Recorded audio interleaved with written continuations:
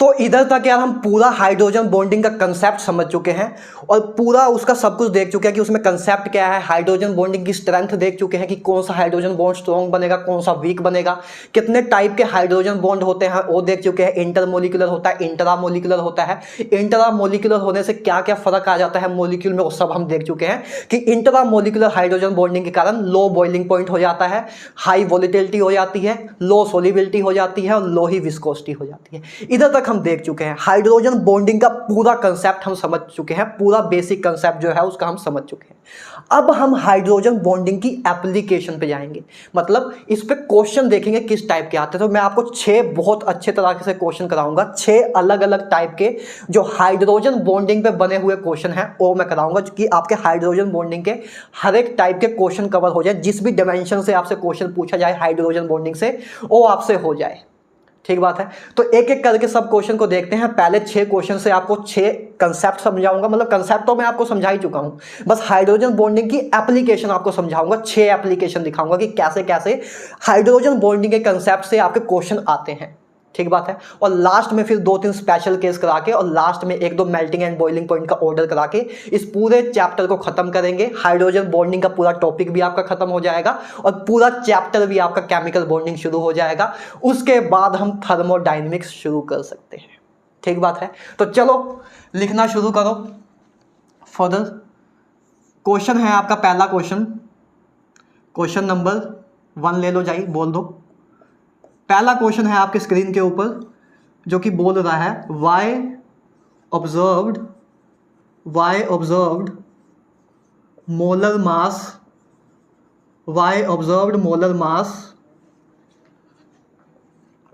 Of acetic acid is more than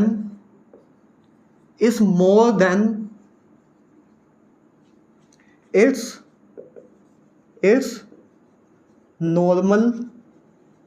normal molar mass लिख दो ना थोड़ा और प्यार से, पूरा मोलर मास।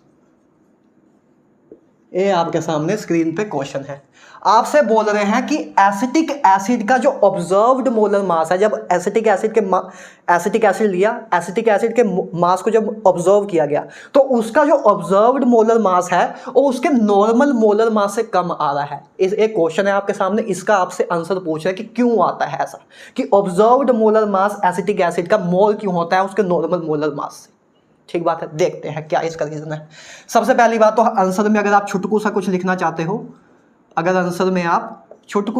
लिखना चाहते हो तो छोटे में ऐसा लिख सकते हो, छोटू सा आंसर, ड्यू टू डाइमराइजेशन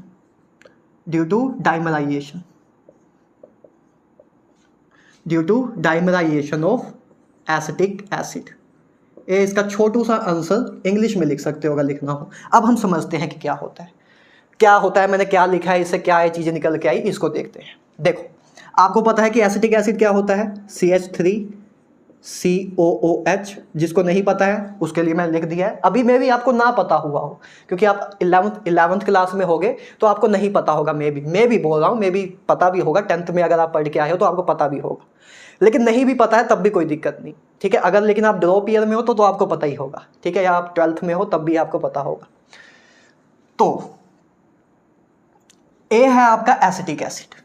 ठीक है, इसको इथोनिक एसिड भी बोलते हैं। यही पूछ रहे हैं कि इसका जो ऑब्जर्व्ड मोलर मास है, जब इसका मास को ऑब्जर्व किया गया और इसके नॉर्मल मोलर मास से ज्यादा क्यों आया, आपसे ए पूछा जा रहा है। इसका नॉर्मल मोलर मास क्या होगा, इसका नॉर्मल मोलर मास होगा, देखो कितना होगा, कार्बन है एक, है ना, एक कार्बन, 3 हाइड्रोजन, फिर कार्बन, फिर 2 ऑक्सीजन, 16 × 2 प्लस 1 हाइड्रोजन। मैं सिंपल करके आपके सामने दिखा रहा हूं, है ना। 12 मोलर मास इसका होता है, 3 इसका, 12 फिर से, 16 × 2 + 1। तो ये जब पूरा टोटल करोगे तो आपके पास ऑब्जर्व्ड इधर से आपका नॉर्मल मोलर मास आएगा, है ना। ये आपका क्या होगा, नॉर्मल मोलर मास। ठीक है, ये आपका नॉर्मल मोलर मास आएगा।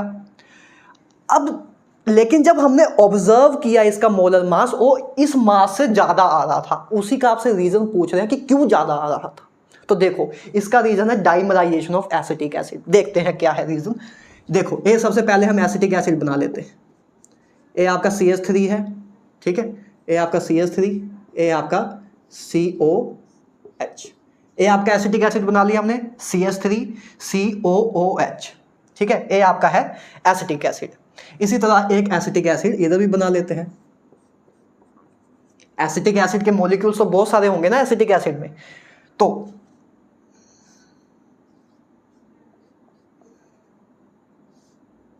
ये हमने एक एसिटिक एसिड और बना लिया। दो से ही समझ जाएंगे कि क्या हो रहा है। अब इन दोनों का अगर आप क्लियरली देखो तो अभी तक के लेक्चर अगर आपने देख लिया होगा तो आपके दिमाग में झट से आ रहा होगा कि हाँ इधर आपके दो हाइड्रोजन बॉन्ड बनते हुए आपको दिख रहे हैं। ये दिमाग में तुरंत क्लिक हो रहा है। देखो तो एक हाइड्रोजन बॉन्ड आपको ऐसा बनता हुआ दिख रहा है, एक हाइड्रोजन बॉन्ड आपको इधर बनता हुआ दिख रहा है। आई थिंक जिसकी आंखें होंगी सबको एक हाइड्रोजन बॉन्ड बनता हुआ दिख रहा होगा, और जो पीछे वाले लेक्चर में सोया नहीं है उसको तो आराम से दिख रहा होगा कि हाँ दो हाइड्रोजन बॉन्ड बन रहे होंगे इधर। तो दो हाइड्रोजन बॉन्ड बन रहे हैं, मतलब इस एसिटिक एसिड के मॉलिक्यूल की इस एसिटिक एसिड के मॉलिक्यूल के साथ हाइड्रोजन बॉन्डिंग से एसोसिएशन है, मतलब एक डाइमर बना रहे हैं। डाइमर का मतलब क्या? डाइमर मतलब होता है दो, डाई का मतलब होता है दो ना, और डाइमर मतलब दो मॉलिक्यूल का मर्ज हो जाना। दो मॉलिक्यूल का मर्ज हो जाने को ही बोलते हैं डाइमराइजेशन। तो एक मॉलिक्यूल एसिटिक एसिड का एक मॉलिक्यूल दूसरे एसिटिक एसिड के मॉलिक्यूल के साथ हाइड्रोजन बॉन्डिंग करके डाइमर बना ले रहा है, मतलब दो मॉलिक्यूल आपस में मर्ज हो जाते हैं ड्यू टू हाइड्रोजन बॉन्डिंग। ठीक बात है।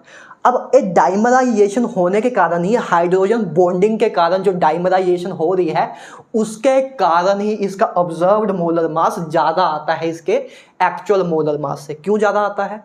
क्योंकि देखो जब इसका मोलर मास नाप रहे हैं, इसका जब हम मोलर मास ऑब्जर्व कर रहे हैं, इसका मोलर मास को हम नाप रहे हैं, तो जो इसका ऑब्जर्व्ड मोलर मास है, क्योंकि इस मॉलिक्यूल के साथ हाइड्रोजन बॉन्डिंग भी है, मतलब एक दूसरे से मिल रहे हैं, एक दूसरे के साथ एसोसिएशन कर रहे हैं, मर्ज हो रहे हैं। तो अगर मर्ज हो रहे हैं एक दूसरे से, अगर एक दूसरे से मर्ज हो रहे हैं तो इसका भार नापते वक्त कुछ इसका भार भी इसमें आ जाएगा। अरे जब इसका भार नापेंगे, ये दो आपस में मर्ज हुए पड़े हैं, तो कुछ ना कुछ इसका भार भी हम तोल देंगे। तो इसके कारण ही एसिटिक एसिड का ऑब्जर्व्ड मोलर मास ज़्यादा होता है उसके नॉर्मल मोलर मास से। बात क्लियर है? क्योंकि सिंपल सा रीजन ये है, क्योंकि डाइमराइजेशन होने के कारण ए अब इंडिपेंडेंट नहीं रह जाता है, ए इसके साथ मर्ज हो जाता है, जिसके कारण कुछ ना कुछ कंट्रीब्यूशन इधर से भी आने लगता है, जिसके कारण इसका ऑब्जर्व्ड मोलर मास ज़्यादा हो जाता है इसके नॉर्मल मोलर मास से। बस that is a simple answer. Clear है? और डाइमराइजेशन हो क्यों रही थी? हाइड्रोजन बॉन्डिंग करके। ठीक है, पहली एप्लीकेशन। अच्छा, इस पे वैसे एक टर्म भी है जो कि आप सॉल्यूशन चैप्टर में वैसे पढ़ोगे।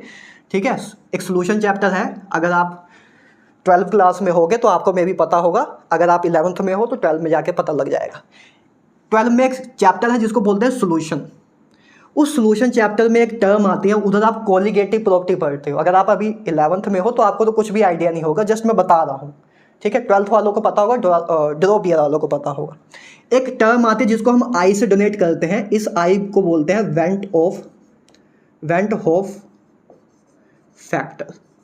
इसको हम सॉल्यूशन चैप्टर में देखेंगे वैसे अच्छे से, आराम से, बहुत डिटेल में। वेंट हॉफ फैक्टर, तो वेंट हॉफ फैक्टर होता क्या है वैसे? आपका वेंट हॉफ फैक्टर होता है नॉर्मल मोलर मास। इसको हम कोलिगेटिव प्रॉपर्टीज में पढ़ते हैं सॉल्यूशन चैप्टर में। Normal molar mass divide by observed molar mass is known as a van't Hoff factor. Observed molar mass, ए होता है आपका वेंट हॉफ फैक्टर। तो अगर आपसे क्वेश्चन इस वे में भी पूछे कि मान लो आपको 4 ऑप्शन दे दिए गए हैं कि एसिटिक एसिड के लिए वेंट हॉफ फैक्टर आपका लेस देन 1 होगा, ग्रेटर देन 1 होगा, 1 होगा, या लेट्स से 0 होगा। वैसे 0 तो नहीं होता, लेकिन तब भी 4 ऑप्शन मुझे बनाने थे तो मैंने कुछ भी बना दी। इन चारों में से एक चीज आपको बतानी है कि एसिटिक एसिड के लिए वेंटो फैक्टर क्या होगा। क्वेश्चन मान लो ऐसे बना दिया उन्होंने, किसी भी वे में बना दें, ठीक है। तो आपको पता है वेंटो फैक्टर बराबर होता है normal molar mass divide by observed molar मास। तो एसिटिक एसिड का आपको पता है कि ऑब्जर्व्ड मोलर मास ज्यादा होता है उसके नॉर्मल मोलर मास से, क्योंकि डाइमराइजेशन के कारण, हाइड्रोजन बॉन्डिंग के कारण डाइमराइजेशन हो जाती है, जिसके कारण इसका ऑब्जर्व्ड मोलर मास ज्यादा हो जाता है इसके नॉर्मल मोलर मास से। अच्छा, तो मतलब इसका ऑब्जॉर्ब्ड मोलर मास ज़्यादा है, नॉर्मल मोलर मास कम है। मतलब नीचे वाली टर्म ज़्यादा है, ऊपर वाली टर्म कम है। तो मतलब अगर नीचे वाली टर्म ज़्यादा है, ऊपर वाली टर्म कम है, तो आई आपका लेस देन 1 होगा। अरे यार, अगर आपका डिनोमिनेटर कम होगा न्यूमिनेटर से तो आपका आई लेस देन 1 होगा, ठीक है। तो आई लेस देन 1 होगा, तो आपका option A is our correct answer. Option A is our correct answer. इसको हम सॉल्यूशन चैप्टर में भी पढ़ेंगे, उधर हम बात भी करेंगे कि एसोसिएशन जब होती है, जब दो मॉलिक्यूल आपस में एसोसिएट होते हैं, तो एसोसिएशन के लिए आई हमारा लेस देन 1 होता है। और जब डिसोसिएशन होती है, डिसोसिएशन का मतलब क्या होता है? डिसोसिएशन का मतलब जैसे NaCl हो, NaCl है ना, NaCl टूटता है, Na पॉजिटिव और Cl नेगेटिव में, तो इस केस में डिसोसिएशन हो रही है, टूट रहे हैं। इस केस में एसोसिएशन हो रही है, दो आपस में मिल रहे हैं। इस केस में दो आपस में टूट रहे हैं, तो ये डिसोसिएशन है। डिसोसिएशन के लिए वेंटो फैक्टर हमारा ग्रेटर देन 1 होता है। वेंटो फैक्टर ग्रेटर देन 1 होता है, ठीक बात है। वैसे वेंटो फैक्टर की बात हम उधर करेंगे, इधर मैं वैसे दिमाग में आ गया तो मैंने बता दिया आपको। खैर, इतनी बात क्लियर है, ठीक है, इतनी बात हमें क्लियर है। तो ये आपका हो गया पहला क्वेश्चन जो हम कर चुके हैं। चलो अब लाते हैं आपके स्क्रीन पे दूसरा क्वेश्चन। ये बहुत अच्छे अच्छे क्वेश्चन है, सारे टाइप के मैं क्वेश्चन आपको, जितनी भी एप्लीकेशन हाइड्रोजन बॉन्डिंग की होगी वो सारी मैं इधर ही करा दूंगा। और हाइड्रोजन बॉन्डिंग का टॉपिक आगे भी आता रहेगा, कहीं ना कहीं फॉर्म में आता रहेगा, ऑर्गेनिक में। कंसेप्ट इधर ही तक है, लेकिन इस लेक्चर में आपके सारे कंसेप्ट खत्म हो जाएंगे। हाइड्रोजन बॉन्डिंग कंसेप्ट कोई नवा नहीं मिलेगा कहीं भी, किसी भी चैप्टर में हम हाइड्रोजन बॉन्डिंग की बात करेंगे तो कंसेप्ट कुछ भी नवा नहीं मिलेगा, ठीक है। बस उसके क्वेश्चन मिल सकते हैं कि हाँ अलग अलग टाइप के क्वेश्चन आ जाए, ठीक है। जितनी भी सारी कंसेप्ट होंगी उसकी एप्लीकेशन होंगी, जितने टाइप के क्वेश्चन बन सकते हैं प्योरली आपके हाइड्रोजन बॉन्डिंग में, वो सारे आपके इधर ही हो जाएंगे। जैसे वेंट ऑफ फैक्टर वाला क्वेश्चन था, ये चाहता मैं इधर करा देता या मैं सोल्यूशन चैप्टर में करा देता, क्योंकि ये सोल्यूशन चैप्टर पे डिपेंडेंट था क्वेश्चन। हाइड्रोजन बॉन्डिंग और सोल्यूशन चैप्टर को मिला के क्वेश्चन था। तो ऐसे एक दो क्वेश्चन हो सकते हैं आगे, लेकिन वो चैप्टर पे डिपेंड हो सकते हैं, हाइड्रोजन बॉन्डिंग के सिर्फ नहीं हो सकते। जितने भी हाइड्रोजन बॉन्डिंग से प्योर क्वेश्चन होंगे वो सारे इधर ही आपको हो जाएंगे। सारी एप्लीकेशन, किसी भी टाइप का हाइड्रोजन बॉन्डिंग का क्वेश्चन आएगा आज के बाद वो आप कर रहे होंगे। खत्म है बात। चलो सेकंड क्वेश्चन, क्वेश्चन नंबर 2 आपकी स्क्रीन पे 10,000 रुपए के लिए। तो out of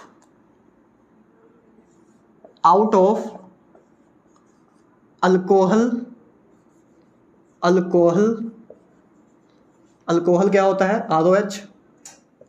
out of alcohol and amine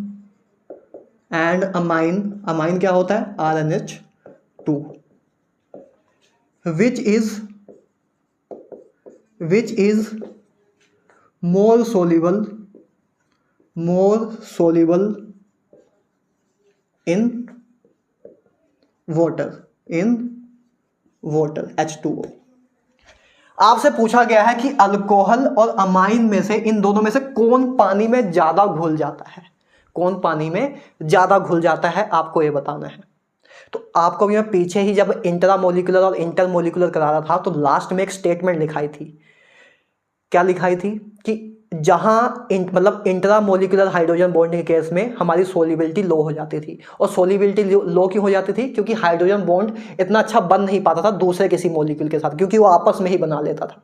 तो इसका मतलब जहां हाइड्रोजन बॉन्ड अच्छा बन रहा होगा, जहां हाइड्रोजन बॉन्ड स्ट्रॉन्ग बन रहा होगा, उधर सोलिबिलिटी ज्यादा होगी। सिंपल सी बात है, उधर सोलिबिलिटी हमारी ज्यादा होगी। तो बस ये देख लेते हैं कि अल्कोहल और अमाइन में से कौन ज्यादा अच्छी हाइड्रोजन बॉन्डिंग कर रहा है आपकी वाटर के साथ। जो ज्यादा अच्छी हाइड्रोजन बॉन्डिंग कर रहा होगा वो हमारा ज्यादा सोल्यूबल होगा पानी में, वो हमारा ज्यादा सोल्यूबल होगा पानी में। देखते हैं कौन ज्यादा होगा।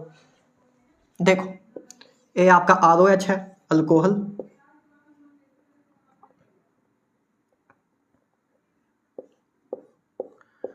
ठीक बात है। ए आपका अल्कोहल है और ए आपका वाटर है, ए आपका वाटर है। तो पहले तो एक बॉन्ड ए रहा, ठीक है, पहला आपका ए बन गया हाइड्रोजन बॉन्ड इसके केस में। दूसरा आपका अमाइन ले लो, कहाँ बनाए, नीचे बना दे।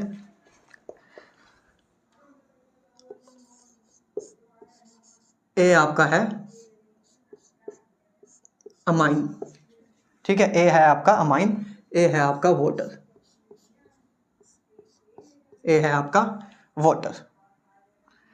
तो ए हमारा बॉन्ड बनता हुआ हमें दिख रहा है। क्लियर है बात? अच्छा,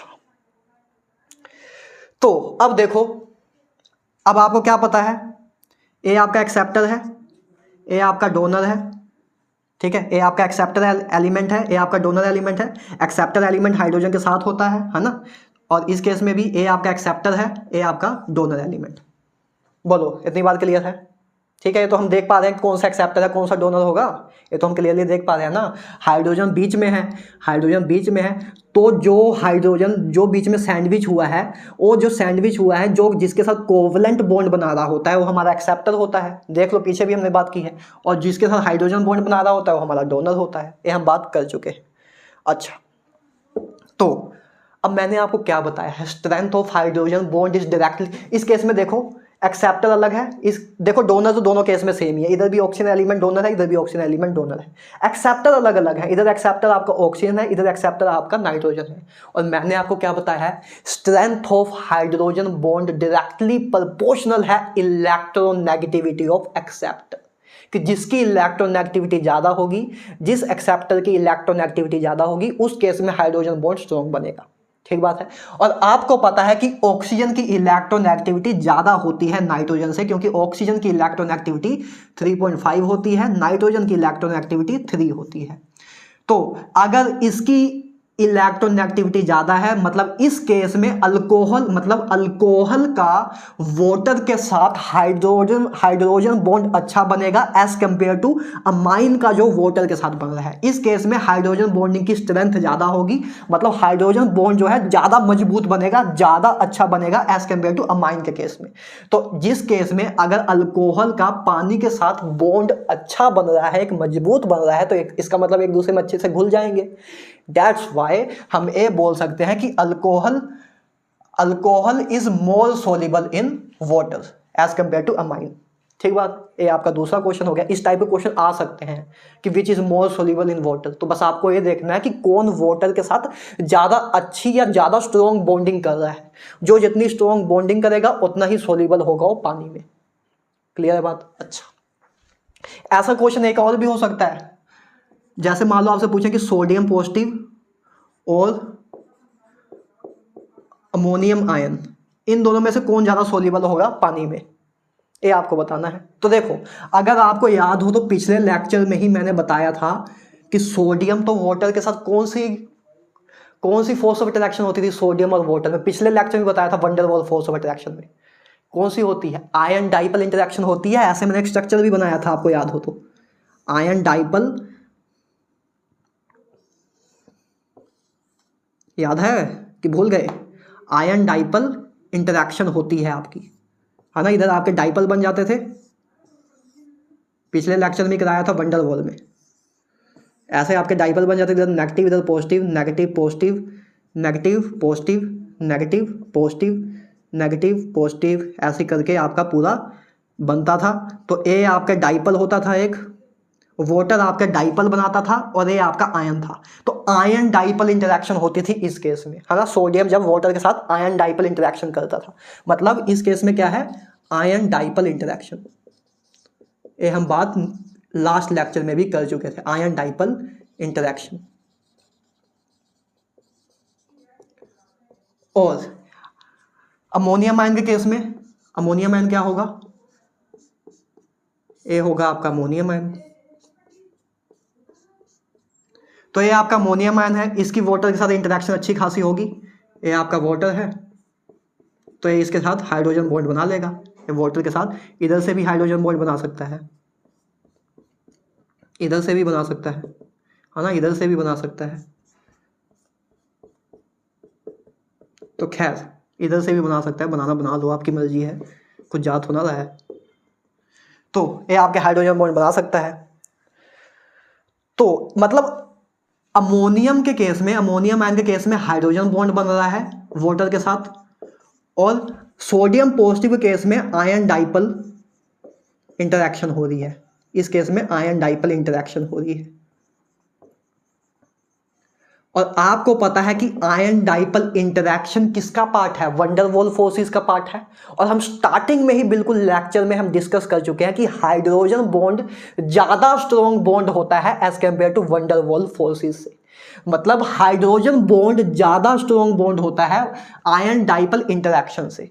इसका मतलब अमोनिया वाटर के साथ हाइड्रोजन बॉन्ड बना रहा है, लेकिन सोडियम वाटर के साथ आयन डाइपल इंटरैक्शन कर रहा है। और हमें पता है कि हाइड्रोजन बॉन्ड ज्यादा स्ट्रॉन्ग होता है as compare to ion dipole interaction, as compare to ion dipole interaction. और जो जिस केस में वाटर के साथ फोर्स ऑफ अट्रैक्शन ज्यादा होगी, मतलब फोर्स ज्यादा स्ट्रॉन्ग बॉन्ड बनेगा जिस केस में, उस केस में सोलिबिलिटी ज्यादा होगी, मतलब ए ज्यादा सोलिबल होगा।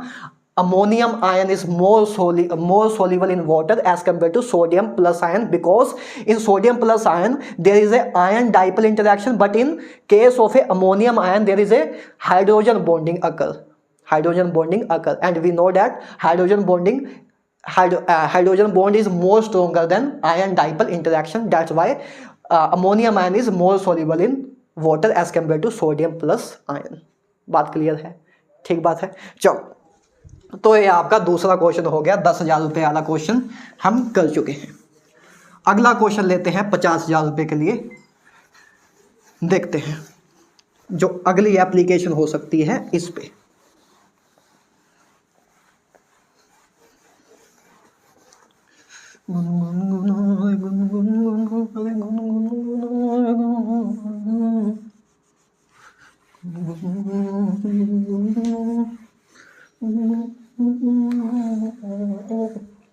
तो क्वेश्चन नंबर 3 50,000 रुपये के लिए आपकी स्क्रीन पे मैं रखने जा रहा हूं। तो क्वेश्चन नंबर 3 क्या है? Why ice floats on water. Why ice float on water. बोल रहे हैं कि क्यों बर्फ जो है वो पानी पे तैरती है। Why ice float on water. पहली बात तो इस क्वेश्चन को समझो, इस क्वेश्चन को समझना, पहले फील करना ही बहुत इंपॉर्टेंट है कि why ice float on water. इस क्वेश्चन को पहले फील ही नहीं करते, इस करके क्वेश्चन में भी फील नहीं आता है।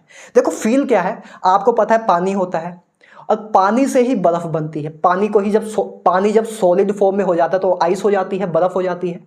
तो पानी से ही बर्फ बनती है, मतलब बर्फ और आपकी सॉलिड होती है। और सॉलिड होने के बाद भी, और पानी से ही बनी है, और सॉलिड होने के बाद भी पानी में कैसे तैरती है, समझ रहे हो? पानी, वाटर आपका H2O ही है, आइस भी आपकी H2O ही है, बस बर्फ फॉर्म में है, सॉलिड फॉर्म में। तो दोनों ही जब H2O है और ये भारी है, सॉलिड फॉर्म में है, तब भी ये इस पे तैर कैसे रही है, डूब क्यों नहीं रही है? ये आपका क्वेश्चन है कि why ice float on water. तो पहले इसका छोटू सा आंसर चाहो तो ये लिख सकते हो, due to open cage like structure. Due to open cage like structure of ice. इसका आंसर छुपा है, इसका रहस्य छुपा है आइस के स्ट्रक्चर में, बर्फ के स्ट्रक्चर में। बर्फ का स्ट्रक्चर देखते हैं कैसा होता है। देखो इसका बर्फ का स्ट्रक्चर कैसा होता है। पहली बात आपको पता है कि आइस भी हमारा H2O होता है और वाटर भी हमारा H2O होता है, बस ये सॉलिड फॉर्म में होता है और ये लिक्विड फॉर्म में होता है। तो बर्फ का स्ट्रक्चर देखो कैसा होता है। ये आपका H2 है, लेट्स से। अब आइस है तो आइस में बहुत सारे वाटर के मॉलिक्यूल आपस में ज्वाइन हुए होंगे। तो देखते हैं,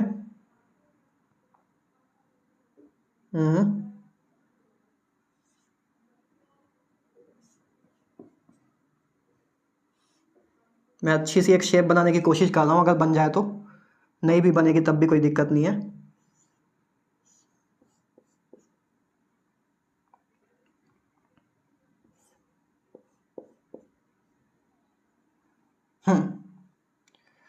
देखो अगर ये मान लो आइस के 3 मॉलिक्यूल मैंने ले लिए, ये 3 मॉलिक्यूल मैंने ले लिए।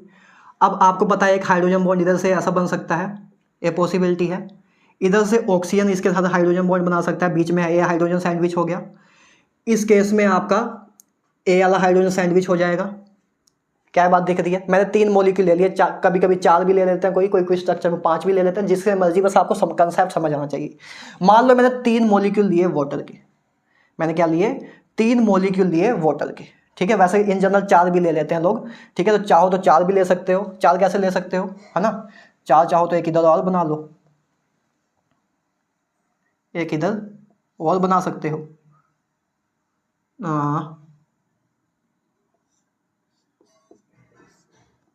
ऐसे ऐसे लोगे तो एक बॉन्ड और बन जाएगा, इधर से एक और बन जाएगा। तो जितने मर्जी ले सकते हो, ठीक है।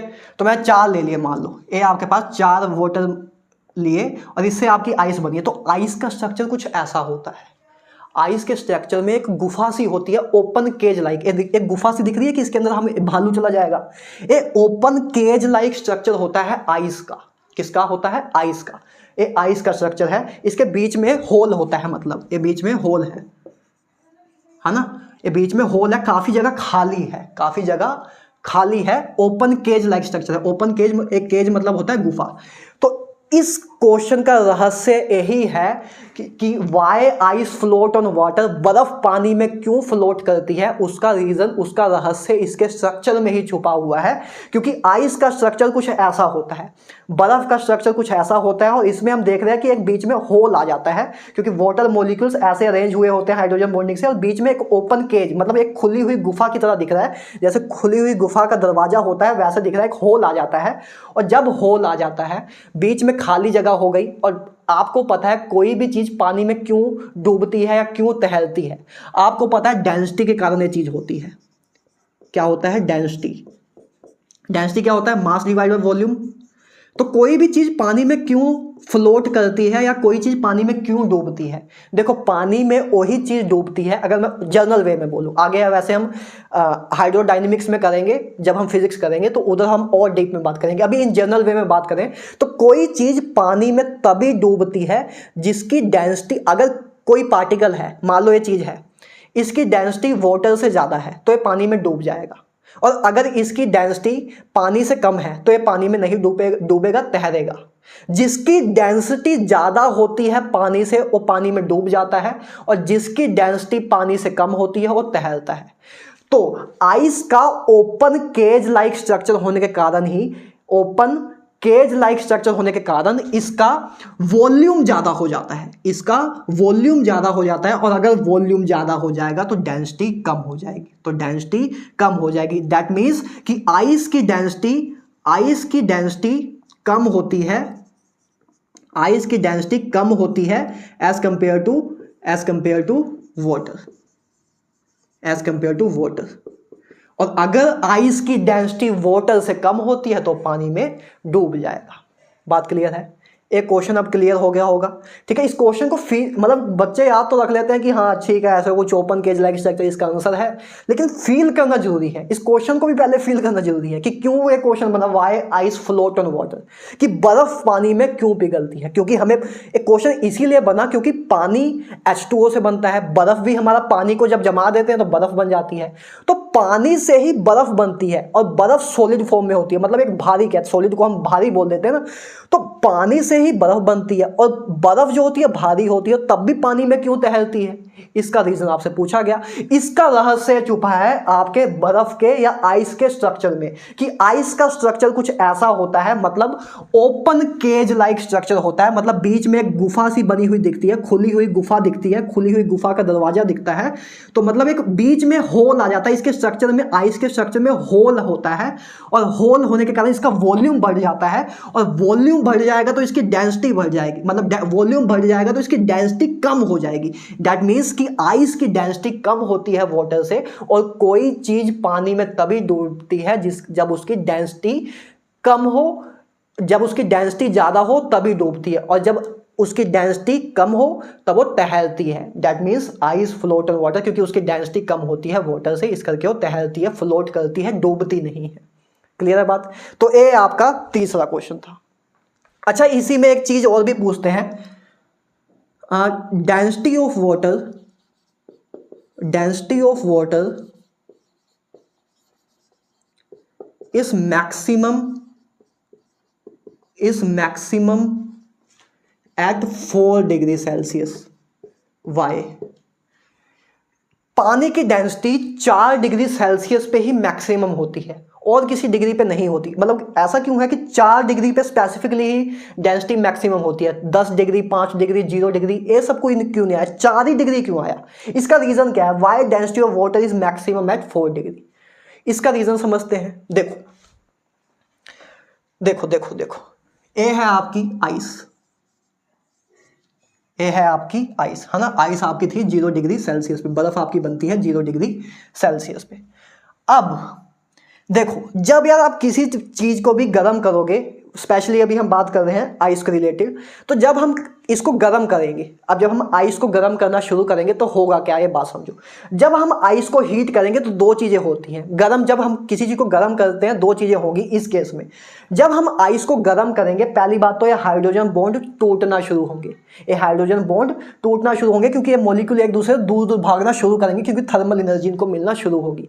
तो जब हम हीट करेंगे, आइस को जब हीट करते हैं तो पहली बात हाइड्रोजन बॉन्ड ब्रेक होते हैं, और दूसरी बात क्या होता है? दूसरी बात आपकी एक्सपेंशन होती है। जब हम किसी भी चीज को गर्म करते हैं तो एक्सपेंशन होती है, थर्मल एक्सपेंशन होती है, एक्सपेंड होती है कोई भी चीज, ठीक बात है। अरे जैसे प्लास्टिक लोगे, प्लास्टिक को जलाओगे तो फैलेगा, एक्सपेंड होगा। तो जब हम थर्मल एक्सपेंशन करते हैं, या लोहे की रोड लो, उसको धीरे धीरे गर्म करो तो लचकीलापन आएगा और लंबी होते जाएगी, एक्सपेंड होते जाएगा। तो जब भी हम किसी चीज को हीट करेंगे तो उसमें थर्मल एक्सपेंशन भी होगी।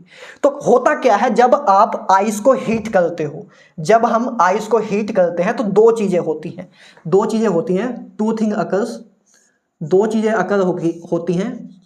क्या क्या होता है?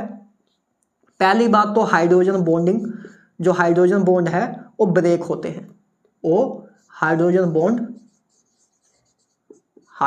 बॉन्ड ब्रेक होते हैं। पहला काम तो ये होता है, जब टेम्परेचर हम इंक्रीज करते हैं तो हाइड्रोजन बॉन्ड ब्रेक होते हैं, और दूसरा काम ये होता है कि थर्मल एक्सपेंशन होती है,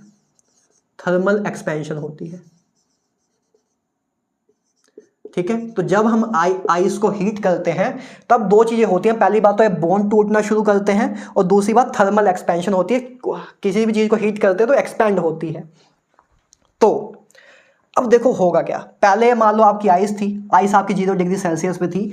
जब इसको हमने हीट दी और ये वाटर में कन्वर्ट हो गया, अभी मान लो 0 डिग्री सेल्सियस पे ही हमने कन्वर्ट किया है, अभी हमने 0 डिग्री सेल्सियस पे कन्वर्ट किया है हीट देके। अरे मतलब ये हमने क्या किया, 0 डिग्री पे भी वाटर होता ही है ना। अरे यार, जब बर्फ वाला पानी लगाते हो तो बोतल में अगर बर्फ भी जमी होती है, पानी भी होता है कुछ ना कुछ, तो पानी भी तो 0 डिग्री सेल्सियस पे ही है। तो जरूरी नहीं है कि 0 डिग्री सेल्सियस पे सिर्फ बर्फ ही हो, 0 डिग्री सेल्सियस पे पानी भी हो सकता है। तो पहले मैंने क्या किया, मान लो कि आइस को मैंने वाटर में कन्वर्ट किया 0 डिग्री सेल्सियस पे ही।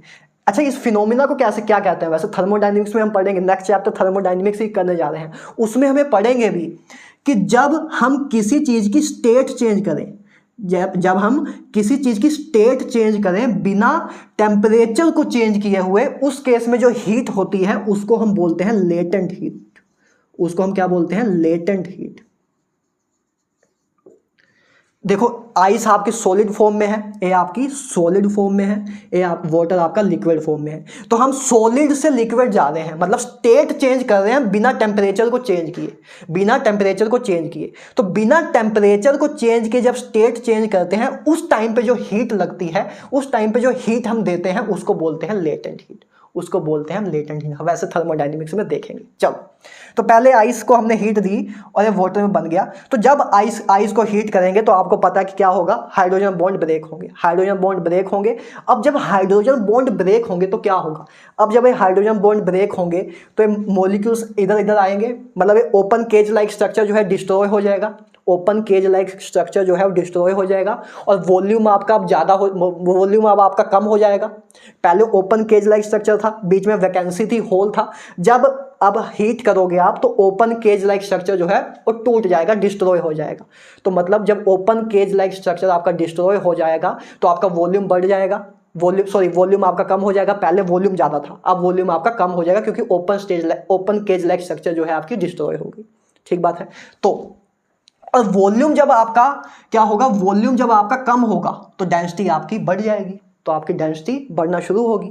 मतलब जब आप टेम्परेचर दोगे, मतलब जब आपने आइस को वाटर में कन्वर्ट किया, आइस को जब आपने वाटर में कन्वर्ट किया हीट देके, तो हीट देने के वक्त आपने जब आइस को वाटर में कन्वर्ट किया तो हुआ क्या, आपका पहली बात वॉल्यूम आपका कम हुआ। वॉल्यूम क्यों कम हुआ, क्योंकि आइस का स्ट्रक्चर ये था, तो आइस को जब हम हीट करेंगे तो इसका जो ओपन केज लाइक स्ट्रक्चर है वो डिस्ट्रॉय होगा, और जब डिस्ट्रॉय होगा तो जो पहले आइस के केस में हमारा वॉल्यूम ज़्यादा था अब वो वॉल्यूम कम होने लग जाएगा, क्योंकि आइस के केस में वॉल्यूम ज़्यादा था, ओपन केज लाइक स्ट्रक्चर। और जब ओपन केज लाइक स्ट्रक्चर टूटेगा तो आपका वॉल्यूम क्या हो जाएगा, आपका वॉल्यूम कम हो जाएगा, और वॉल्यूम कम होगा तो डेंसिटी आपकी बढ़ जाएगी। तो आइस से जब आप वाटर की तरफ जाते हो तो डेंसिटी आपकी बढ़ जाती है, ये हम पहले भी देख चुके हैं। इसी करके वाटर जो है और आइस जो है फ्लोट करती है वाटर में, क्योंकि वाटर की डेंसिटी ज़्यादा होती है। अब आगे क्या होता है, 0 डिग्री तक तो हमने देख लिया।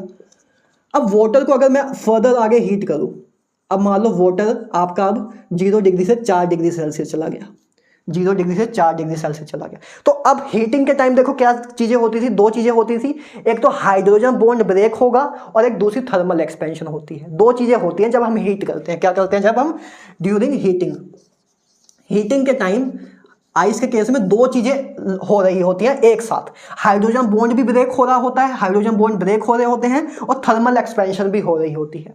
तो जब हम वाटर 0 डिग्री सेल्सियस से वाटर 4 डिग्री सेल्सियस पे आ रहे होते हैं, तब जो पहला फैक्टर है वो डोमिनेट करता है दूसरे फैक्टर को।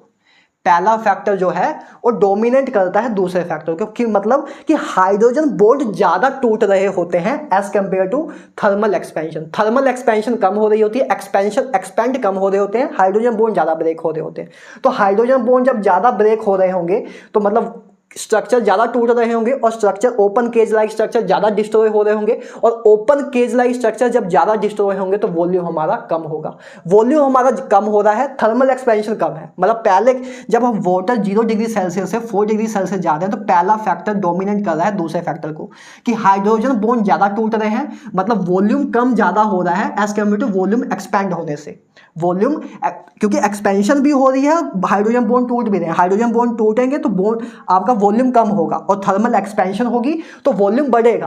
तो मैं ये बोल रहा हूं कि जब 0 डिग्री से 4 डिग्री सेल्सियस जाते हैं तो वॉल्यूम बढ़ता, वॉल्यूम आपका कम ज़्यादा हो, मतलब वॉल्यूम कम आपका ज़्यादा होता है, हाइड्रोजन बॉन्ड ब्रेक ज़्यादा होते हैं, और हाइड्रोजन बॉन्ड जब ब्रेक होते हैं तो वॉल्यूम आपका कम होता है, तो वॉल्यूम आपका कम होता है। तो पहले जब 0 डिग्री से 4 डिग्री जाते हैं तो फर्स्ट फैक्टर डोमिनेट करता है सेकंड फैक्टर को, जिसके कारण आपका इफेक्टिवली वॉल्यूम कम होता है, कम हो जाता है। क्योंकि देखो यार सिंपल सी बात यह है, 1 सेकेंड में समझो, मन शांत रखो और सुनो। हाइड्रोजन बॉन्ड ब्रेक होंगे तो वॉल्यूम आपका कम होगा, क्योंकि open cage like structure destroy होंगे। थर्मल एक्सपेंशन से आपका वॉल्यूम बढ़ता है। तो मतलब दोनों चीज़ें एक साथ हो रही होती है। इस हाइड्रोजन बॉन्ड ब्रेक होने के कारण आपका वॉल्यूम क्या होगा, कम होगा, और थर्मल एक्सपेंशन के कारण वॉल्यूम बढ़ता है। तो जब हम 0 डिग्री से 4 डिग्री सेल्सियस जा रहे होते हैं तो पहला फैक्टर डोमिनेट करता है दूसरे फैक्टर को। तो मतलब पहला फैक्टर डोमिनेट करता है दूसरे फैक्टर को, मतलब कि वॉल्यूम इफेक्टिवली कम होगा, तो वॉल्यूम कम होगा तो डेंसिटी बढ़ेगी। अब 4 डिग्री से आगे जब हम वाटर को हीट करते हैं, 4 डिग्री से आगे अगर हम वाटर को हीट करते हैं, टेम्परेचर जो है अगर आपका 4 डिग्री सेल्सियस से ज़्यादा हो, जब हम 4 डिग्री से आगे हीट करना शुरू करते हैं तब दूसरा फैक्टर डोमिनेट कर जाता है पहले फैक्टर को, कि थर्मल एक्सपेंशन अब ज़्यादा होने लग जाती है। जितने हाइड्रोजन बॉन्ड तो जितने टूटने थे वो तो टूट चुके थे पहले ही 4 डिग्री सेल्सियस तक, अब और कितने ही टूटेंगे, जितने टूटने थे वो मैक्सिमम टूट जाते हैं 4 डिग्री सेल्सियस तक। अब आगे अगर आप करोगे तो हाइड्रोजन बॉन्ड तो बचे ही बहुत कम है, तो थोड़े बहुत ही टूटेंगे, मतलब वॉल्यूम कम थोड़ा ही होगा, लेकिन थर्मल एक्सपेंशन बहुत ज़्यादा होगी, क्योंकि टेम्परेचर अब बहुत आगे हम बढ़ाने शुरू कर रहे हैं, तो थर्मल एक्सपेंशन ज़्यादा होने लग जाएगी। तो 4 डिग्री से जब हम आगे जाते हैं तो थर्मल एक्सपेंशन आपकी ज़्यादा हो जाएगी, हाइड्रोजन बॉन्ड ब्रेक होना कम हो जाएंगे, मतलब इफेक्टिवली आपका वॉल्यूम इंक्रीज होगा। और जब वॉल्यूम इंक्रीज होगा तो आपकी डेंसिटी डिक्रीज होगी। तो आते जाते 4 डिग्री सेल्सियस से आगे जाएंगे तो हमारी डेंसिटी डिक्रीज हो जाएगी। तो मतलब जब हम 0 डिग्री सेल्सियस से 4 डिग्री सेल्सियस जा रहे हैं तो हमारी डेंसिटी इंक्रीज हो रही है, और जब हम 4 डिग्री सेल्सियस से आगे जा रहे हैं तो हमारी डेंसिटी डिक्रीज हो रही है। मतलब 4 डिग्री सेल्सियस पे हमारी डेंसिटी सबसे मैक्सिमम होगी, 4 डिग्री सेल्सियस पे हमारी सबसे मैक्सिमम डेंसिटी होगी। इसका चाहो तो आप ग्राफ भी बना सकते हो कि ये वाटर की डेंसिटी है ना, ये वाटर की डेंसिटी है जिसको मैं रो से डोनेट कर रहा हूं, और ये आपका टेम्परेचर है, ये आपका टेम्परेचर है। तो ऐसा कुछ ग्राफ बन के आएगा कि 4 डिग्री सेल्सियस पे, 4 डिग्री सेल्सियस पे, 4 डिग्री सेल्सियस पे आपकी डेंसिटी मैक्सिमम होगी वाटर की। ठीक है, पहले कम होगी जैसे जैसे हम 0 से, ये 0 डिग्री सेल्सियस है, 0 डिग्री सेल्सियस से जब 4 डिग्री सेल्सियस की ओर जाएंगे तो हमारी डेंसिटी बढ़ेगी। तो हमारी डेंसिटी बढ़ रही थी, और 4 डिग्री से फर्दर आगे हीट करेंगे फिर वापस डेंसिटी आपकी कम होने लग जाएगी। तो ये ग्राफ आपका है जब हम हीट करते हैं, या डेंसिटी ऑफ वाटर का ग्राफ आप बोल सकते हो कि अलग अलग टेम्परेचर पे लिए डेंसिटी ऑफ वाटर कैसे कैसे होगी। तो 4 डिग्री सेल्सियस पे सबसे मैक्सिमम होगी, सबसे मैक्सिमम पॉइंट रीच करेगा। ठीक बात है। तो ये बात हो गई है आपकी सारी वाटर के बारे में कि why ice float on water, ice का स्ट्रक्चर हमने देख लिया। दूसरा ये देख लिया कि डेंसिटी ऑफ वाटर ज़्यादा क्यों होती है, मैक्सिमम क्यों होती है 4 डिग्री सेल्सियस पे, ये भी हमने देख लिया। उसका ग्राफ भी देख लिया, समझ भी लिया कि इसके पीछे का रीज़न क्या था, ये सारा देख लिया हमने। ठीक बात है। तो ये था यार आपका 50,000 रुपये वाला क्वेश्चन। अगला क्वेश्चन है आपका 1 लाख रुपए के लिए, जो कि ईजी है 50,000 के क्वेश्चन से, लेकिन तब भी आपको जिताना है मुझे 1 लाख रुपए, तो इसलिए आगे वाला क्वेश्चन इजी कर देते हैं कि आप लखपति बन जाओ। हजारपति से अब आगे आप लखपति बनना शुरू कर दो। तो नेक्स्ट क्वेश्चन है question number 4। Question number 4, question number 4 है आपका,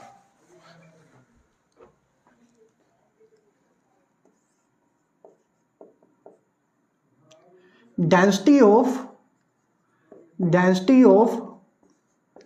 D2O is more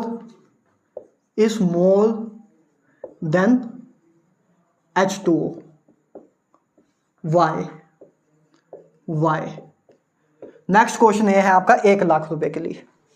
बोल रहा कि डेंसिटी D2O है, D2O क्या है, ड्यूटेरियम है ना। हाइड्रोजन के 3 आइसोटोप होते हैं, हाइड्रोजन, ड्यूटेरियम, ट्राइटियम। ये हमें 3 आइसोटोप्स पता है हाइड्रोजन के होते हैं, एटॉमिक स्ट्रक्चर में 2nd नंबर चैप्टर में हम कर भी चुके हैं। अच्छा, हाइड्रोजन के 3 आइसोटोप होते हैं। तो ए है आपका D2O, ए है आपका H2O। इसको हार्ड वाटर भी बोल देते हैं, है ना। वैसे हार्ड वाटर एक दूसरा भी होता है, कैल्शियम कार्बोनेट का मिक्सचर बना के जो होता है, लेकिन अभी के लिए मान लो ए आपका D2O है, ए आपका H2O है। आपसे पूछ रहे हैं कि why density of D2O is more than density of water. Water की डेंसिटी आइस से ज्यादा थी, लेकिन वाटर की डेंसिटी आइस से ज्यादा थी, लेकिन वाटर की डेंसिटी D2O से कम है। क्यों कम है ये आपको बताना है। ठीक है, इसका रीजन भी हाइड्रोजन बॉन्डिंग में ही छुपा हुआ है। देखो D2O क्या है, ए आपका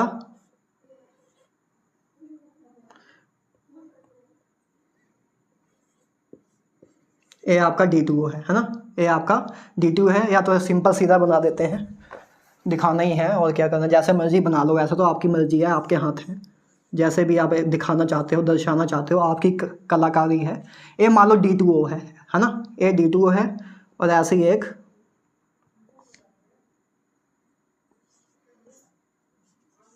D2O मैं इधर बना दे रहा हूँ।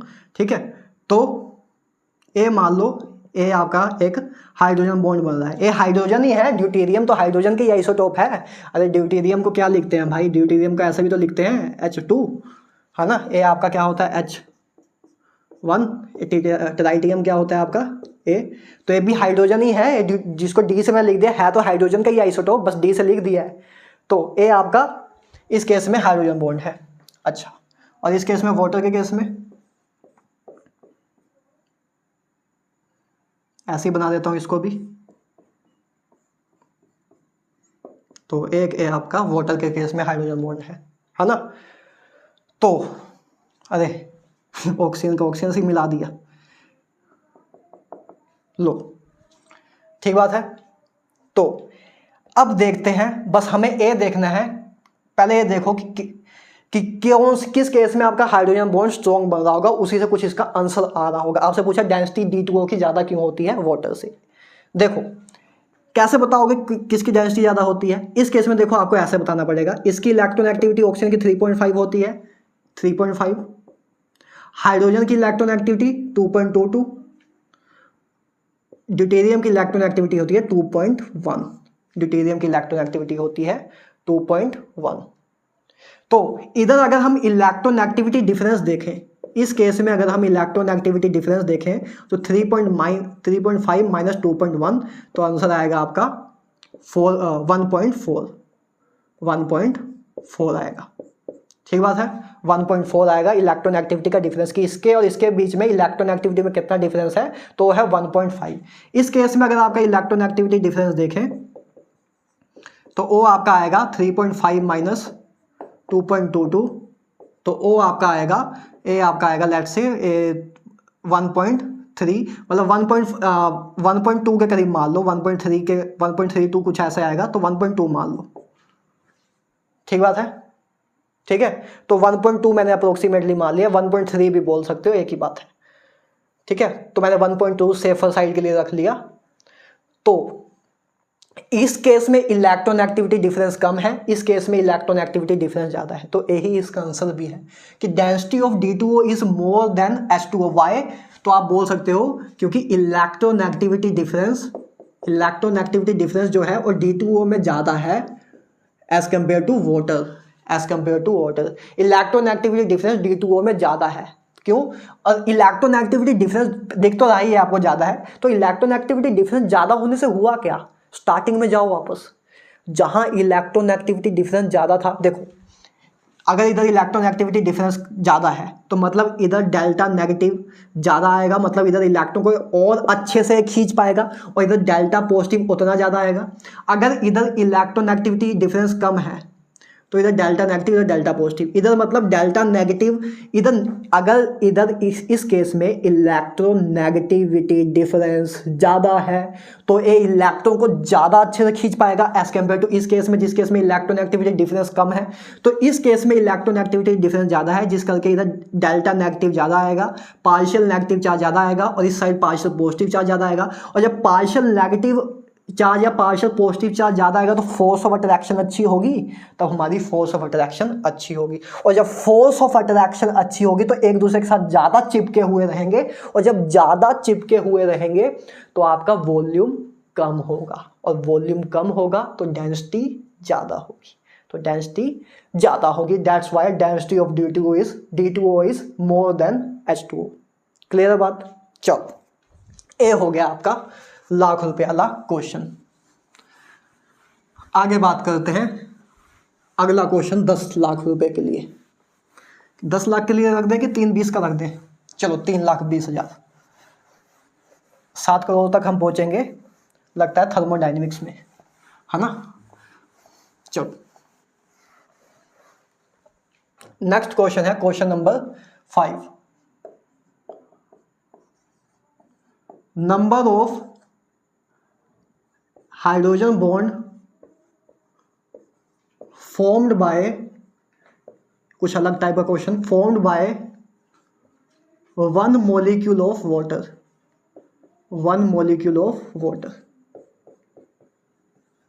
एक वाटर का मॉलिक्यूल कितने मैक्सिमम हाइड्रोजन बॉन्ड बना सकता है, आपको ये बताना है।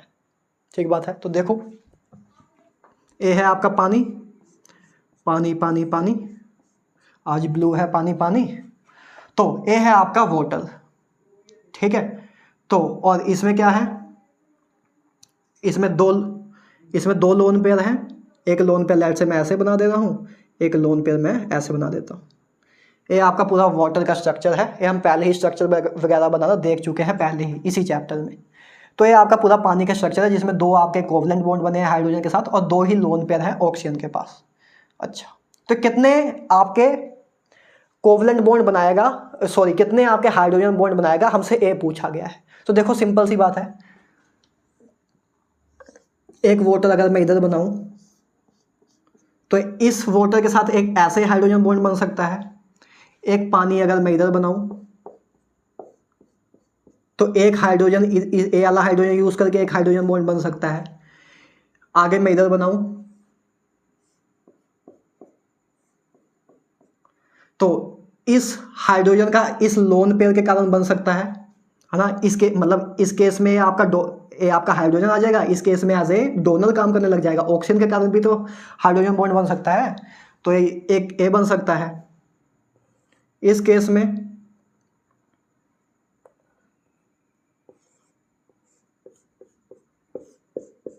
ये दूसरा लोन पेयर यूज हो सकता है हाइड्रोजन बॉन्ड बनाने के लिए। तो मतलब आपको क्या दिख रहा है, कितने हाइड्रोजन बॉन्ड बन सकते हैं, कितने एक वाटर मॉलिक्यूल कितने हाइड्रोजन बॉन्ड बना सकता है, तो 4 हाइड्रोजन बॉन्ड बना सकता है। 2 हाइड्रोजन बॉन्ड बना लेगा by the use of hydrogen. एक हाइड्रोजन ने इसके साथ इस वाटर मॉलिक्यूल के साथ हाइड्रोजन बॉन्ड बना लिया, एक हाइड्रोजन ने इस वाटर के साथ हाइड्रोजन बॉन्ड बना लिया, और बाकी 2 उसके पास लोन पेयर थे। तो एक लोन पेयर से इधर हाइड्रोजन बॉन्ड बन सकता है, एक लोन पेयर से इधर हाइड्रोजन बॉन्ड बन सकता है।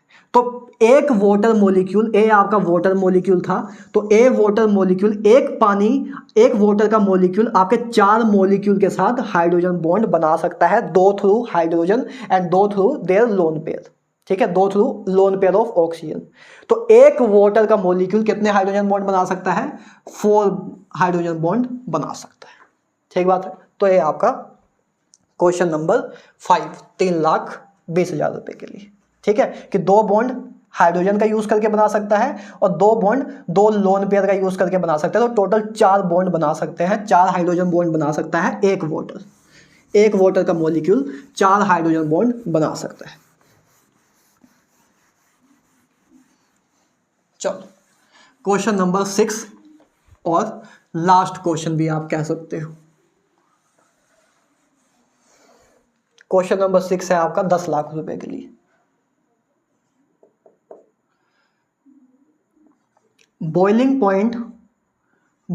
Point of H2O2 is more than H2O. Why? आपसे बोल रहे हैं कि H2O2 हाइड्रोजन पेरोक्साइड का बॉइलिंग पॉइंट ज्यादा होता है वाटर से, क्यों होता है आपको ये बताना है। तो देखो, ये है आपका H2O2 और ये है आपका वाटर, है ना।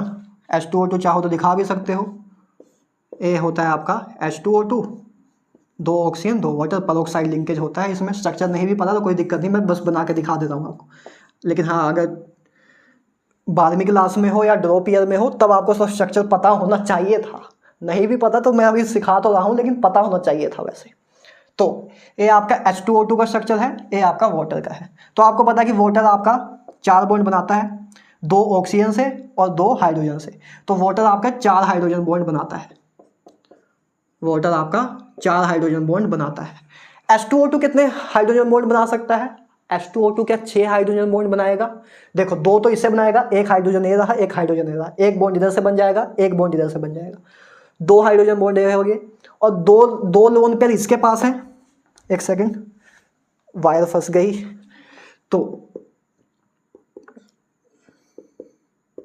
तो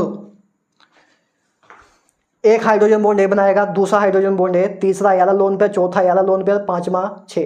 तो 6 हाइड्रोजन बॉन्ड बनेंगे इस केस में, 6 हाइड्रोजन बॉन्ड बनेंगे, क्योंकि एक ऑक्सीजन 2 हाइड्रोजन बॉन्ड बना सकता है, एक ऑक्सीजन 2 हाइड्रोजन बॉन्ड बना सकता है, क्योंकि 2 लोन पेयर है, तो 2 बॉन्ड इधर, तीसरा चौथा। इस केस में 1 2 3 4 5 6, तो इस केस में 6 हाइड्रोजन बॉन्ड बनेंगे। तो इस केस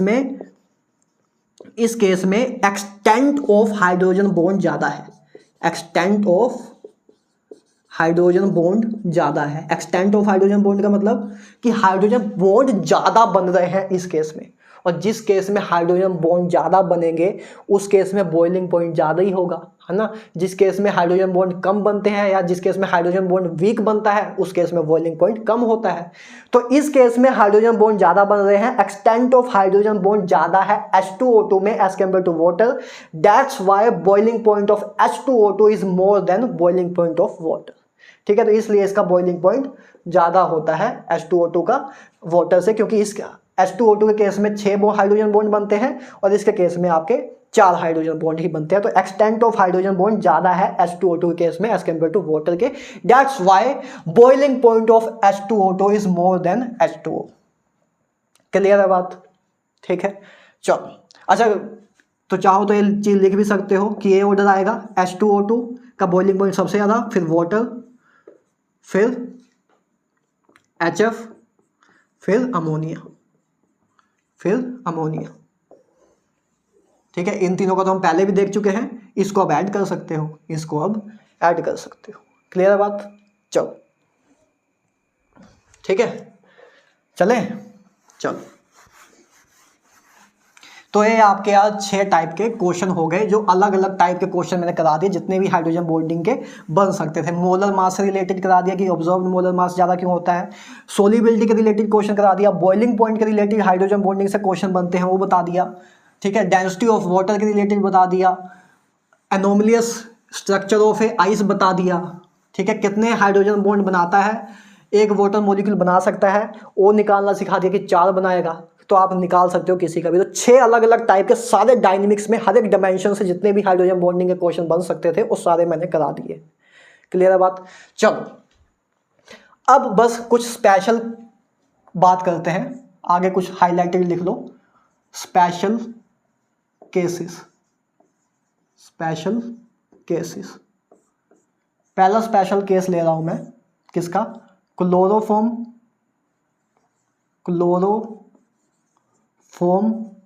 क्लोरोफॉर्म होता है क्या? CH, Cl3, chloroform and acetone, पहला ये स्पेशल केस है। स्पेशल क्यों है अभी समझोगे। ये होता है आपका एसीटोन। पहला केस ले रहा हूं क्लोरोफॉर्म एंड एसीटोन का। ए हाइड्रोजन बॉन्डिंग के केस में मैं स्पेशल केस ही ले रहा हूं। स्पेशल केस का मतलब एक्सेप्शन, जिसको एक्सेप्शन भी आप बोल देते हो।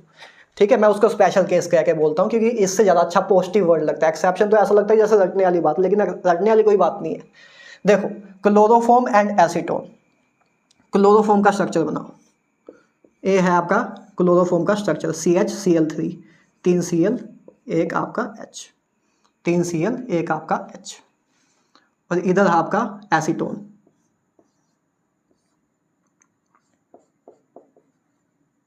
ये आपका एसीटोन। ठीक बात है। तो इस केस में आप देख रहे हो क्लोरीन की इलेक्ट्रॉन एक्टिविटी ज़्यादा है कार्बन से, मतलब क्लोरीन आपका हेलोजन है वैसे भी, तो ये इलेक्ट्रॉन खींचेगा अपने तरफ, ये इलेक्ट्रॉन खींचेगा अपने तरफ, जिसके कारण इधर डेल्टा पॉजिटिव आएगा, डेल्टा पॉजिटिव, और इधर आपका डेल्टा नेगेटिव आएगा, इधर आपका डेल्टा नेगेटिव। तो इधर 3 क्लोरीन होने के कारण इधर डेल्टा पॉजिटिव इतना ज़्यादा आ जाता है कि कार्बन की इलेक्ट्रोनेगेटिविटी 3 से ज़्यादा हो जाती है। कार्बन की इलेक्ट्रोनेगेटिविटी 3 से ज़्यादा हो जाती है। और हाइड्रोजन बॉन्डिंग का तो रूल ही ये है कि इस एक्सेप्टर की इलेक्ट्रोनेगेटिविटी 3 से ज़्यादा हो तभी बनाएगा। तो सिर्फ इस केस में आपका 3 से ज़्यादा कार्बन सिंगल बॉन्ड बना रहा है।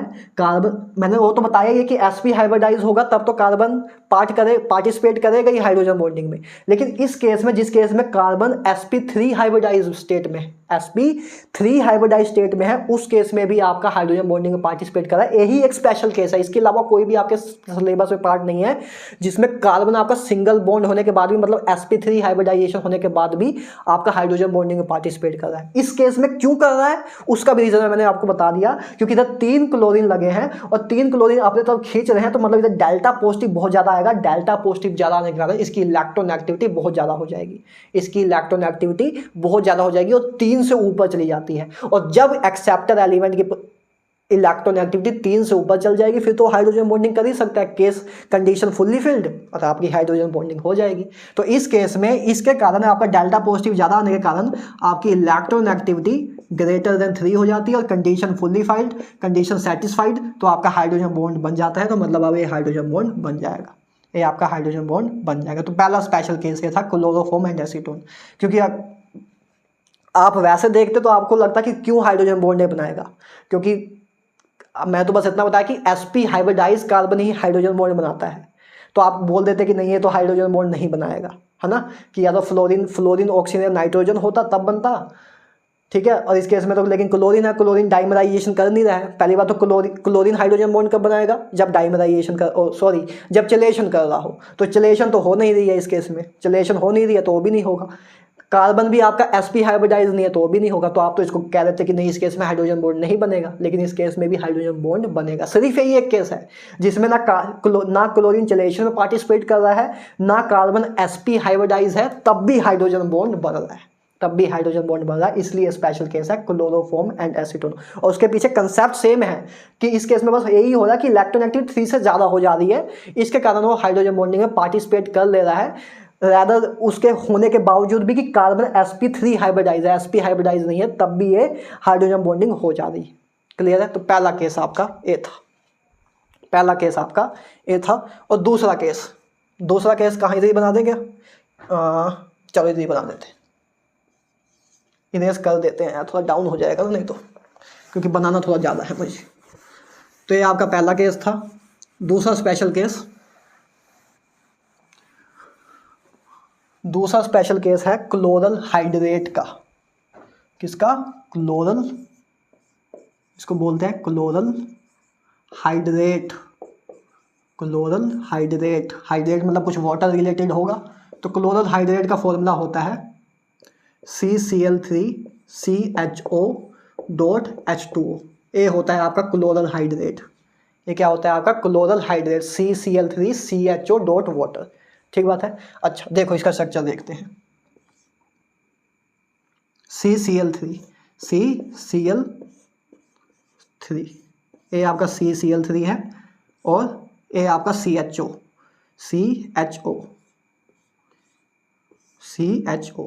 ये आपका है क्लोरल, ये अभी क्लोरल है, आगे हाइड्रेट तब लगता है जब वाटर ऐड हो जाता है। तो ये आपका पहले क्लोरल है, ये आपका क्या है क्लोरल। अब ये आपका वाटर है, ये आपका वाटर है। ठीक बात है।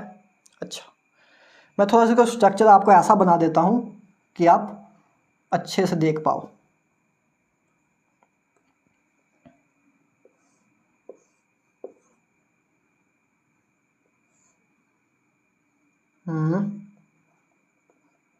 चलो ऐसे बना देता हूँ। ये आपका क्लोरल हाइड्रेट है ना, CHO। ठीक है। तो अब देखो, अब आपको पता है क्लोरल है, ये आपका वाटर है। जब क्लोरल और वाटर मिल जाएंगे तो क्लोरल हाइड्रेट बनता है। तो देखो मिलते कैसे हैं, ये मिलते कैसे हैं। ये देखो अगर ये ऑक्सीजन आपका ज़्यादा इलेक्ट्रोनेगेटिव होता है कार्बन से, तो इधर डेल्टा नेगेटिव आएगा, इधर डेल्टा पॉजिटिव आएगा। मतलब इधर इलेक्ट्रॉन की कमी होगी, क्योंकि इधर से आपके इलेक्ट्रॉन खींचे जाएंगे, इधर से आपके इलेक्ट्रॉन ऐसे खींचे जाएंगे, जिसके कारण इधर डेल्टा पॉजिटिव आएगा, इधर डेल्टा नेगेटिव आएगा। अब इधर आपका है पानी, इधर है आपका वाटर का मॉलिक्यूल, और इसके पास लोन पेयर ऑफ इलेक्ट्रॉन है। इसके पास लोन पेयर ऑफ इलेक्ट्रॉन, मतलब इलेक्ट्रॉन डेंसिटी इधर ज़्यादा है और इधर इलेक्ट्रॉन डेंसिटी कम है। तो ए क्या करेगा, इसके इधर पीछे से अटैक कर देगा, इधर पीछे से इस पर अटैक कर देगा, रिएक्ट कर जाएगा इसे। तो जब ये रिएक्ट करेगा तो ए बॉन्ड टूटेगा, क्योंकि कार्बन तो 4 ही बॉन्ड बना सकता है। जब इसके साथ वाटर के साथ बॉन्ड बनाएगा तो एक डबल बॉन्ड टूटेगा। तो होगा देखो क्या, जब ये ऐसे अटैक करेगा इस पर, तो CCl, अभी देखते जाना बस, उसके बाद मैं कंक्लूड करूंगा। CCl और C, ए बॉन्ड टूटा है ना, ए बॉन्ड टूटा तो O नेगेटिव आ जाएगा। ए बॉन्ड के सारे इलेक्ट्रॉन ऑक्सीजन के ऊपर गए, तो उसके कारण O नेगेटिव आ गया, O नेगेटिव आ गया। और इधर आपका वाटर आके अटैच हो गया, और ऑक्सीजन पे पॉजिटिव साइन आ गया। ऑक्सीजन पे पॉजिटिव साइन क्यों आ गया, क्योंकि ये ऑक्सीजन वैसे 2 बॉन्ड बनाता है, लेकिन अब इसने एक बॉन्ड ज़्यादा बना लिया, इस करके इस पर पॉजिटिव साइन आ गया, क्योंकि इसने अपने लोन पेयर डोनेट कर दिए, लोन पेयर डोनेट करके बॉन्ड बना लिया, इस करके इस पर पॉजिटिव साइन आ गया। और ये तो आपका H था ही। क्लियर है बात, ठीक है। अच्छा अब ए बॉन्ड टूटेगा, ठीक है, ए बॉन्ड टूटेगा तो हाइड्रोजन बाहर आ जाएगा, और ये हाइड्रोजन जाएगा इधर, ये हाइड्रोजन इधर से इधर आ जाएगा।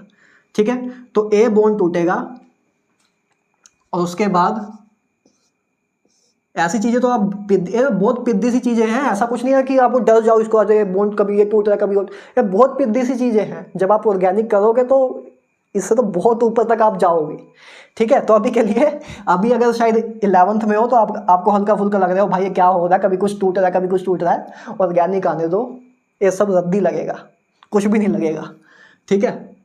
तो CCl CCl CCl जब ऑर्गेनिक कर लोगे ना, उसके बाद आके वापस केमिकल बॉन्डिंग का एक क्वेश्चन देखोगे, कहोगे क्या है यार उस टाइम जो टफ लगता था आज कितना इजी लग रहा है, उस टाइम में लगेगा। तो देखो ये जब हाइड्रोजन इधर जाएगा तो OH इधर आ जाएगा, ये आपका थोड़ा सा सही तरह बना लेते हैं, थोड़ा ऊपर बना देता हूँ ना, थोड़ा नीचे नहीं, ऊपर बना देता हूँ, जगह ऊपर ज़्यादा है, मैं ऊपर बना रहा हूँ ना इसके आगे।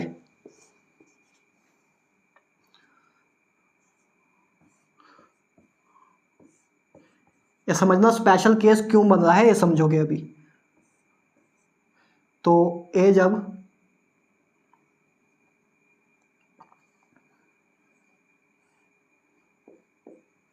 ये आ गया और इस तरफ OH रह गया था,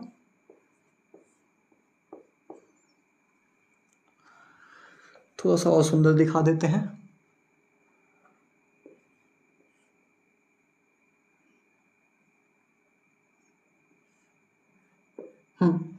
तो ए आपका आ गया। देखो हुआ क्या, आप पहले रिएक्शन को समझो कि हुआ क्या। ए आपका क्लोरल था, ए आपका वाटर था। क्लोरल और वाटर जब आपस में मिलेंगे, अटैच होंगे, तभी आपका क्लोरल हाइड्रेट बनेगा, CCl3CHO डॉट वाटर। तो ये दोनों आपस में अटैच कैसे होते हैं, पहले क्या होता है, इधर आपका डेल्टा पॉजिटिव है क्योंकि ऑक्सीजन की इलेक्ट्रॉन एक्टिविटी ज़्यादा, तो इधर डेल्टा नेगेटिव, इधर डेल्टा पॉजिटिव। इधर इलेक्ट्रॉन की कमी है, इधर इलेक्ट्रॉन डेंसिटी हाई है, तो इधर से इधर अटैक कर देगा, पीछे से जाके अटैक कर देगा। जब इधर अटैक करेगा तो एक बॉन्ड टूटेगा, क्योंकि कार्बन जो है 4 ही बॉन्ड बना सकता है, तो अगर इसके साथ इसको बॉन्ड बनाना है तो एक बॉन्ड टूटना पड़ेगा, तो डबल बॉन्ड एक टूट जाएगा, क्योंकि डबल बॉन्ड लूजली बॉन्डेड होते हैं तो इजीली टूट सकते हैं। तो जब ये बॉन्ड बनेगा तो ये बॉन्ड टूटेगा, तो जो इस बॉन्ड के इलेक्ट्रॉन है वो ऑक्सीजन पे जाएंगे, तो O नेगेटिव ऊपर आ गया, नीचे इधर आपका वाटर अटैच हो गया, और वाटर अटैच हो तो वाटर पे पॉजिटिव साइन आया। क्यों? क्योंकि 3 बॉन्ड बना रहा है, एक 2 से ज़्यादा बॉन्ड बना रहा है, वैसे in general oxygen 2 he bond बनाता है, इधर 3 बना रहा है, मतलब एक बॉन्ड ज़्यादा बना रहा है, इसलिए इस पर पॉजिटिव साइन आया। अब आगे ए हाइड्रोजन टूटेगा, ए हाइड्रोजन टूटेगा, तो जब ए हाइड्रोजन टूटेगा तो इस पे ए हाइड्रोजन टूटेगा और ए हाइड्रोजन टूट के इधर जाएगा, तो इधर आपका OH बन गया, इधर भी आपका OH रह गया, है ना। अब 2 ही बॉन्ड है तो पॉजिटिव साइन भी खत्म हो जाएगा, पॉजिटिव साइन भी खत्म हो जाएगा। अब ए जब 2 बॉन्ड बना लिए, ए जब ए पूरा बन गया आपका क्लोरल हाइड्रेट, ए आपका है पूरा क्लोरल हाइड्रेट, ए आपका क्या है, पूरा क्लोरल हाइड्रेट। अब क्लोरल हाइड्रेट जब बन गया तो इस केस में क्या देख रहे हो आप कि ये हाइड्रोजन बॉन्ड बन सकते हैं। इस केस में क्लोरीन भी आपका हाइड्रोजन बॉन्ड बनाने में पार्टिसिपेट करेगा। क्यों? क्योंकि इस केस में चलेशन हो रही है, रिंग बन जा रही है, इस केस में चलेशन होकर रिंग बन जा रही है, ठीक बात है। और पहली बात तो ये पहली चीज़ तो हमें एक स्पेशल ए समझ आई कि इस केस में हाँ क्लोरीन भी आपका हाइड्रोजन बॉन्ड बनाने में पार्टिसिपेट कर रहा है। लेकिन उससे इंपॉर्टेंट चीज़ कुछ और है जो इस क्वेश्चन का पार्ट है। ये तो ठीक है, चलो क्लोरीन चलेशन कर रहा है, इसलिए मतलब ये स्पेशल चीज़ हो गई कि हाँ इस केस में क्लोरीन हाइड्रोजन बॉन्डिंग बनाने का काम कर रहा है, जो कि इन जनरल नहीं करता। इससे भी स्पेशल चीज़ इस क्वेश्चन में ये है कि देखो ऑर्गेनिक में जाके आप, इधर हाइड्रोजन तो था ही, है ना, ऑर्गेनिक में जाके आप पढ़ोगे, ऑर्गेनिक में जाओगे तब उधर आप एक चीज़ पढ़ोगे कि किसी भी कार्बन पे 2 OH ग्रुप बहुत ही अनस्टेबल कंडीशन होती है। एक कार्बन एटम पे 2 OH ग्रुप का होना बहुत अनस्टेबल कंडीशन होती है। लेकिन इस केस में क्लोरल हाइड्रेट के केस में कार्बन, एक ही सिंगल कार्बन पे 2 OH होते हैं, और तब भी वो बहुत स्टेबल कंपाउंड होता है ड्यू टू चलेशन के कारण, ड्यू टू हाइड्रोजन बॉन्डिंग के कारण चलेशन हो जाती है, जिसके कारण स्टेबल होता है। तो चाहो तो एक लाइन लिख भी सकते हो, due to hydrogen bonding, due to hydrogen bonding chelation occurs as a result of which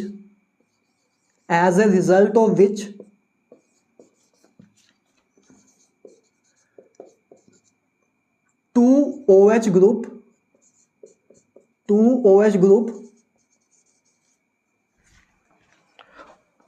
on the same carbon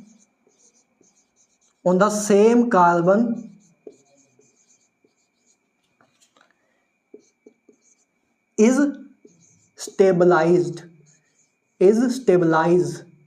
या is stable, ये भी लिख सकते हो, स्टेबल।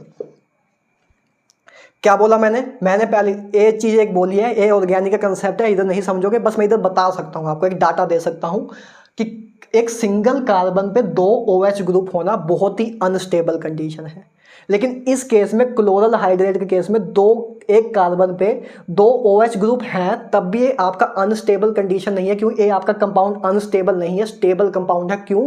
क्योंकि 2 OH ग्रुप होने के बावजूद भी ये आपका स्टेबल कंपाउंड इसलिए है क्योंकि ये चलेशन हो जा रही है, हाइड्रोजन बॉन्डिंग के कारण चलेशन हो जा रही है और रिंग बन जा रही है। और रिंग बनना एक बहुत ही स्टेबल कंडीशन है, रिंग बनना एक बहुत ही स्टेबल कंडीशन है। तो इसमें 2 चीज़ें हो रही हैं। पहली बात तो एक कार्बन पे 2 OH ग्रुप है, अनस्टेबल कंडीशन।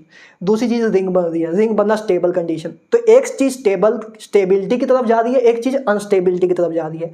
लेकिन रिंग का बनना स्टेबिलिटी की ओर इतना ज़्यादा है जो कि अनस्टेबिलिटी के फैक्टर को डोमिनेट कर दे रहा है, इस करके कंपाउंड आपका स्टेबल रह रहा है, इस करके कंपाउंड आपका स्टेबल रह रहा है। ठीक है, तो वैसे अगर आपसे कोई पूछे कि सेम एक कार्बन पे 2 OH ग्रुप लगना क्या पॉसिबल है, तो आप बोलोगे नहीं। एक कार्बन पे अगर सिंगल कार्बन पे अगर 2 OH ग्रुप होंगे तो हाईली अनस्टेबल कंडीशन है। तो अगर लेकिन उसके बाद कोई ये पूछे कि क्या कभी भी पॉसिबल नहीं है, तो आप बोलोगे हाँ, दुनिया में एक कंपाउंड ऐसा है जिस केस में अगर सिंगल कार्बन पे 2 OH ग्रुप भी हो तब भी वो स्टेबल हो रहा है, और वो है आपका क्लोरल हाइड्रेट। वो है आपका क्लोरल हाइड्रेट। क्लियर है बात? चलो, तो ये हो गया आपका क्लोरल हाइड्रेट। ठीक है, कि हाइड्रोजन बॉन्डिंग के कारण चलेशन होती है, चलेशन अकल, जिसके कारण 2 OH ग्रुप सेम कार्बन पे भी एक स्टेबल कंडीशन है। क्लियर है? चलो, तो ये हो गया आपका 2 स्पेशल केसेस। अब लास्ट में मैं 2-3 बस बॉइलिंग पॉइंट बता देता हूँ, जो कि वैसे मैंने पहले भी बताए हैं कहीं ना कहीं। एक बार मैं फिर से बता देता हूँ क्योंकि वो हाइड्रोजन बॉन्डिंग का ही पार्ट है। वैसे मैंने उधर भी जब बॉइलिंग पॉइंट और मेल्टिंग पॉइंट मैंने आपको कराया था पिछले किसी लेक्चर में, तो उधर मैंने आपको बताया भी था कि अच्छा बॉइलिंग पॉइंट के बहुत सारे boiling point and melting point के ऑर्डर लिखाए थे, तो उधर भी मैंने ये चीज़ बताई थी। वैसे अभी आप देखोगे तो आप देखोगे कि हाँ, ये चीज़ तो आपने नोट्स में लिखी हुई है। तो तीसरी स्पेशल चीज़ ये है जो कि कुछ ना कुछ एक्सेप्शन के तौर पे भी आप बोल सकते हो या स्पेशल टाइप बोल सकते हो। जैसे आपको पता है कि वाटर है ना, हाइड्रोजन सल्फाइड, मतलब ऑक्सीजन के जितने भी हाइड्राइड हैं,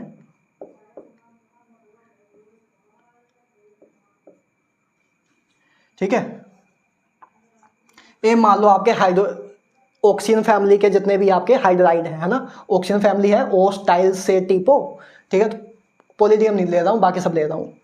तो इस केस में अब आपको पता है वैसे कि बॉइलिंग पॉइंट जो है वो डायरेक्टली प्रोपोर्शनल है मोलर मास के।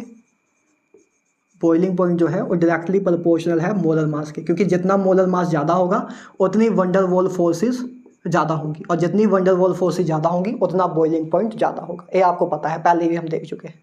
अच्छा, तो मतलब बॉइलिंग पॉइंट का ऑर्डर ए होना चाहिए था, बॉइलिंग पॉइंट का ऑर्डर ए होना चाहिए था, लेकिन ये नहीं होता, ए गलत है।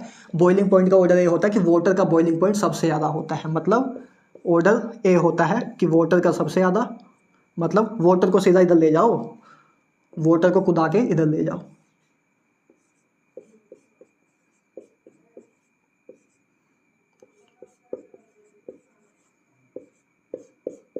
ये आपका करेक्ट ऑर्डर है, ये आपका करेक्ट ऑर्डर है। वाटर का बॉइलिंग पॉइंट सबसे ज़्यादा होता है इनमें। क्यों ज़्यादा होता है? ड्यू टू हाइड्रोजन बॉन्डिंग, क्योंकि वाटर के केस में हाइड्रोजन बॉन्डिंग होती है, और हाइड्रोजन बॉन्डिंग होती है इसके कारण वाटर का बॉइलिंग पॉइंट सबसे ज़्यादा होता है, क्योंकि हाइड्रोजन बॉन्ड ज़्यादा स्ट्रॉन्ग बॉन्ड होता है as compare to van der Waals forces है, तो वंडर वॉल फोर्सेस ज़्यादा फैक्टर डोमिनेट कर जाएगा। ठीक है, वंडर वॉल हाइड्रोजन बॉन्ड वाला फैक्टर डोमिनेट कर जाएगा, वंडर वॉल फोर्स वाला फैक्टर प्री डोमिनेट कर जाएगा। क्लियर बात? तो वाटर का बॉइलिंग पॉइंट ज़्यादा होगा। ठीक है, वैसे तो boiling point directly proportion molar mass के होता है या directly proportion wonder Waals forces के भी होता है। तो जिसका मोलर मास ज़्यादा उसका बॉइलिंग पॉइंट ज़्यादा, तो इसका मोलर मास ज़्यादा था तो इसका बॉइलिंग पॉइंट सबसे ज़्यादा होना चाहिए था, लेकिन तब भी वाटर का बॉइलिंग पॉइंट सबसे ज़्यादा होता है। क्यों? क्योंकि इस केस में हाइड्रोजन बॉन्डिंग होती है और हाइड्रोजन बॉन्डिंग के कारण बॉइलिंग पॉइंट ज़्यादा हो जाता है। ठीक बात है? ठीक है, तो ये अब मैंने आपको बताया भी था कि एरो डायग्राम से आप याद करो, तो एरो डायग्राम से याद करना इजी हो जाता है कि ऐसे ही इसमें बस एरो बना लो कि ये बॉइलिंग पॉइंट के केस में वाटर कूद के आगे चला जाएगा, और मेल्टिंग पॉइंट के केस में भी वाटर कूद के आगे चला जाता है। मेल्टिंग पॉइंट के केस में भी वाटर कूद के आगे चला जाता है कि वाटर का मेल्टिंग पॉइंट भी ज़्यादा होता है। ठीक है, आगे और कौन सा देख सकते हैं? ये हाइड्रोजन के मतलब ऑक्सीजन के हो गया, आगे हम नाइट्रोजन का भी देख सकते हैं, पहले हैलाइड्स का, हेलोजन्स का देख लेते हैं।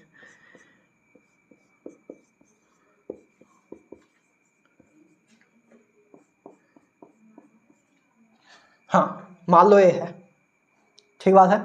ये आपके पहले हमने ऑक्सीजन फैमिली के हाइड्राइड लिए, मतलब ऑक्सीजन फैमिली के जितने भी आपके एलिमेंट्स थे उनका हाइड्रोजन के साथ कंपाउंड, तो ये ऑक्सीजन फैमिली के हाइड्राइड हैं, ये आपके हेलोजन फैमिली के हाइड्राइड हैं, हेलोजन फैमिली का हाइड्रोजन के साथ कंपाउंड। तो इस केस में ऑर्डर क्या होगा, होना ऐसा चाहिए था, होना आपका ऐसा चाहिए था, ये पहला है आपका इसी का, ये दूसरा है, होना ऐसा चाहिए था कि जिसका मोलर मास ज़्यादा उसका बॉइलिंग पॉइंट ज़्यादा, लेकिन HF का ज़्यादा हो जाता है, HF का बॉइलिंग पॉइंट ज़्यादा होता है, और मेल्टिंग पॉइंट HF का इधर आता है, सेकेंड लास्ट होता है, मेल्टिंग पॉइंट ऐसा होता है। मतलब इसका अगर ऑर्डर मैं एरो डायग्राम को वैसे तो एरो डायग्राम से भी समझ रहे हो कि HF के केस में आपका हाइड्रोजन बॉन्डिंग अगर होती है, हाइड्रोजन बॉन्डिंग के कारण इसका बॉइलिंग पॉइंट बाकी सबसे ज़्यादा हो जाता है। मतलब बॉइलिंग पॉइंट का ऑर्डर क्या आएगा, बाकी सब तो ऐसे ही HCl, HBr, HI, बस HF आपका सबसे ज़्यादा हो जाएगा, HF का बॉइलिंग पॉइंट सबसे ज़्यादा हो जाएगा, मतलब HF कूद के आपका आगे आ जाएगा। ठीक है, तो ये बॉइलिंग पॉइंट का ऑर्डर होगा, ये आपका बॉइलिंग पॉइंट का ऑर्डर होगा। HF का ज़्यादा क्यों हो जाता है, ड्यू टू हाइड्रोजन बॉन्डिंग। और मेल्टिंग पॉइंट का ऑर्डर क्या हो जाएगा, मेल्टिंग पॉइंट में HF आपका सेकंड लास्ट पे आ जाता है, उस सेकंड नंबर पे आ जाता है, सेकंड लास्ट पे नहीं, सेकंड नंबर पे आ जाता है। ठीक है, HI। तो मेल्टिंग पॉइंट का ऑर्डर ये होता है। तो ये ऑर्डर नहीं ऐसे याद रहते, लेकिन एरो याद रखोगे कि अच्छा यार कूद के इधर चला जाता है, यार इधर आ जाता है, तो याद रहेगा। ठीक है, एरो डायग्राम से याद करना इजी है। तीसरा एंड लास्ट, देखो ऑक्सीजन फैमिली की बात हो गई, ऑक्सीजन फैमिली के हाइड्राइड्स की बात हो गई, हेलोजन फैमिली के हाइड्राइड की बात हो गई। अब नाइट्रोजन फैमिली के हाइड्राइड की बात कर लेते हैं। ये भी वैसे हम पहले देख चुके हैं।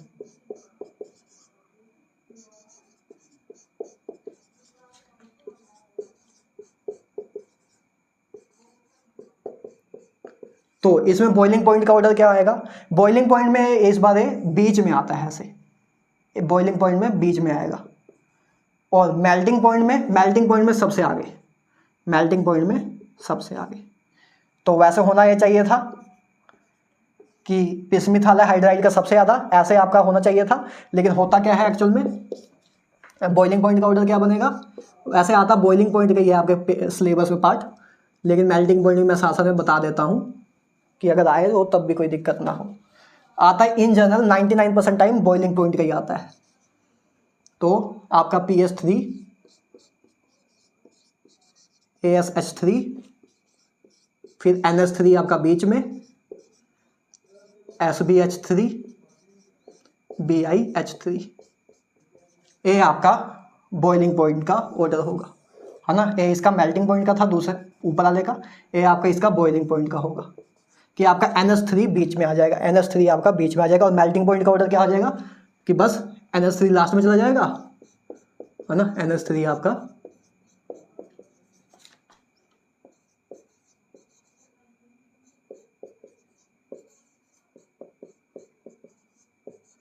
NH3 आपका मतलब लास्ट में, मतलब सबसे पहले नंबर पे आ जाएगा कि NH3 का बॉइलिंग पॉइंट सबसे ज़्यादा लास्ट इस साइड से लास्ट ना, वैसे तो पहले नंबर पे है सबसे ज़्यादा उसी का। ठीक है, तो ये आपके 3 मैंने ऑर्डर बता दिए जो कि आ जाते हैं, इन जनरल आते रहते हैं क्वेश्चंस में कि बॉइलिंग पॉइंट का ऑर्डर बताओ नाइट्रोजन के हाइड्राइड में, या ऑक्सीजन के हाइड्राइड्स में, या हेलोजन्स के हाइड्राइड में। तो इन तीनों का मैंने एरो डायग्राम बता दिया कि पहले ऑक्सीजन के हाइड्राइड में ऑक्सीजन का बॉइलिंग पॉइंट सबसे ज़्यादा होता है, तो ये वाला ऑर्डर होगा। इसके केस में HF का ज़्यादा होता है, मतलब ए भी सबसे आगे आ जाता है। बस नाइट्रोजन के केस में बीच में आता है, सबसे आगे नहीं आता, आगे आता है मेल्टिंग पॉइंट के केस में, बॉइलिंग पॉइंट के केस में बीच में ही आता है। ठीक है, तो ये बॉइलिंग पॉइंट के ऑर्डर हो गए कुछ। और ये बॉइलिंग पॉइंट ज़्यादा क्यों होता है, वाटर का ज़्यादा क्यों हो जाता है, या HF का ज़्यादा क्यों हो जाता है, या अमोनिया का ज़्यादा क्यों हो जाता है, इन दोनों से due to hydrogen bonding. Hydrogen bonding के कारण इनका बॉइलिंग पॉइंट ज़्यादा हो जाता है। क्लियर बात। तो यही सारी बात थी यार हाइड्रोजन बॉन्डिंग में, इधर ही ये सारा आपका हाइड्रोजन बॉन्डिंग पूरा टॉपिक कंप्लीट होता है। हर एक कंसेप्ट, जितने भी टाइप के उसमें कंसेप्ट थे, जितनी टाइप की हाइड्रोजन बॉन्डिंग होती थी, जितने रिलेटेड क्वेश्चन होते थे, जितनी उसकी एप्लीकेशन है, जितनी उसमें एक्सेप्शन है, वो सब हमने डिस्कस कर लिए है। तो इसी के साथ आपका केमिकल बॉन्डिंग पूरा खत्म होता है। अब हम बात करेंगे, अगला लेक्चर हम शुरू करेंगे, अगले लेक्चर से हम थर्मोडायनेमिक्स चैप्टर शुरू करेंगे और उसको करना शुरू करेंगे, और ऐसे करते करते हम अपना आगे चले जाएंगे, और एक दिन आएगा जिस दिन हम पूरी केमिस्ट्री को ख़त्म कर चुके होंगे। ठीक बात है। तो आपका पूरा केमिकल बॉन्डिंग फाइनली आज फिनिश होता है। काफ़ी लंबा चैप्टर था, 18 लेक्चर बनाने पड़े इस चैप्टर के लिए, लेकिन केमिकल बॉन्डिंग में आप जितनी केमिस्ट्री सीखते हो उतना किसी भी चैप्टर में नहीं सीखोगे। तो केमिकल बॉन्डिंग के नोट्स आज खत्म हो गए हैं। इस नोट्स को थर्मोडायनेमिक्स का लेक्चर आने से पहले अच्छे से रिवाइज कर लेना। ठीक बात है। तो आज के लिए इतना ही यार, मिलते हैं नेक्स्ट लेक्चर में, थर्मोडायनेमिक्स शुरू करेंगे। आज के लिए इतना ही। All the very best.